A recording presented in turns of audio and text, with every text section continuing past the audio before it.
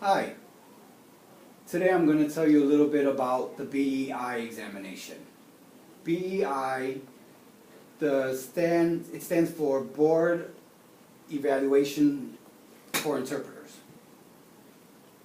The examination itself was created in Texas.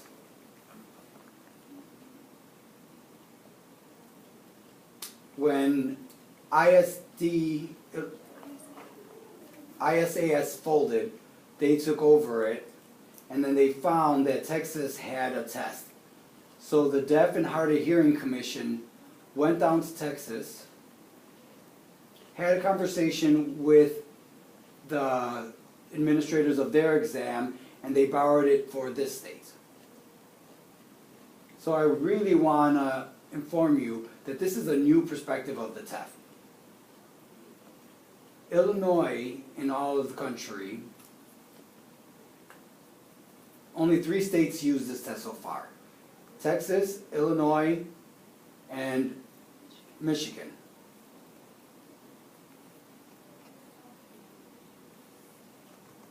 The test has 4 parts.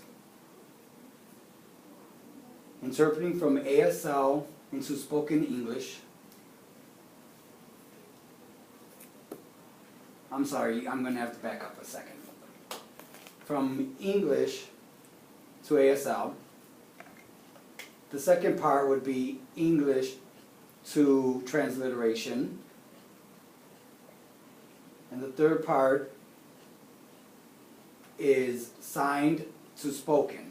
Now the third part, it's not ASL. I want you to be clear about that. It's not ASL. It's exact signed English. It's neither exact signed English. It's just signing. You're watching the sign, and then you're voicing for the person. That's one of the most challenging parts, is the voicing. The last part is sight translation. That's new for us as interpreters. But when they developed the test themselves, they asked interpreters, what do you do during your employment? Many interpreters said, we see documents and we interpret for our deaf consumers, and that's called sight translation. So they decided to add that part to the test, and that's the 4th part. Now, the first 2 parts are about signing, and they're all with your hands up, and they're about 7 minutes. Going to ASL, going to case. The third part is voicing. That's around 7 minutes also. The sight translation is exactly 7 minutes.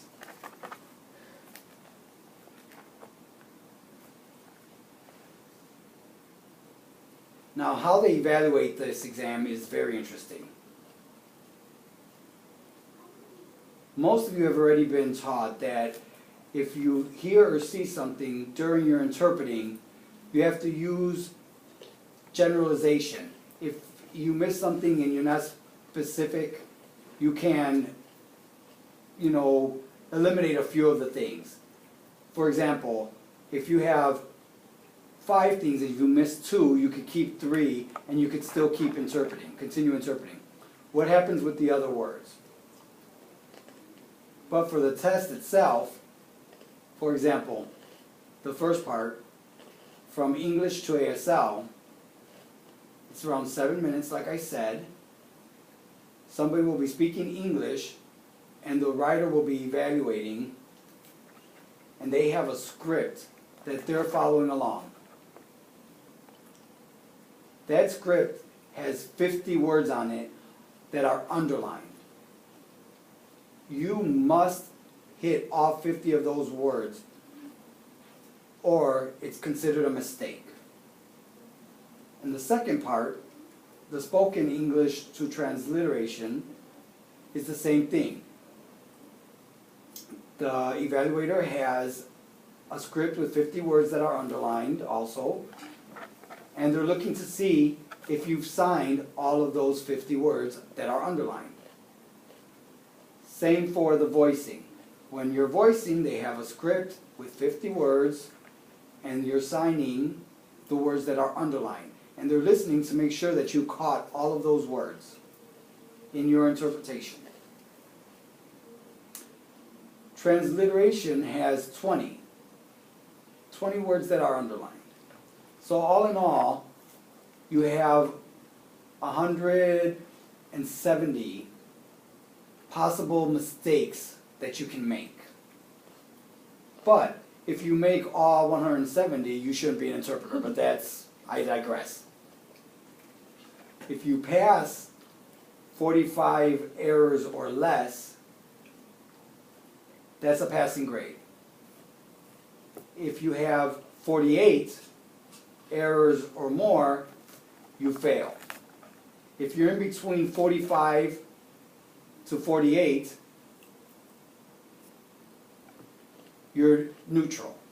That means that the evaluators will discuss amongst themselves, and they would see how you signed, your sign productions, and they do an overall picture to decide whether it's a pass or fail you. And then you're on the bubble. In the past, for the NIT test, it was more about what the evaluator was thinking and how they thought you signed. So it was more of a subjective evaluation. But now, for the BEI, it's more objective. So there's specific things, 50, 50, 50, 20, that you have to hit before you can pass that. So it's not up to a subjective what that person that's evaluating the test thinks on that person on that specific day. Right now there's a specific list of things that have to be done. So during practicum 2, you will practice the tests and you will get ready for it. And so when you take the BEI, the last semester of practicum 2. All right, how'd it feel?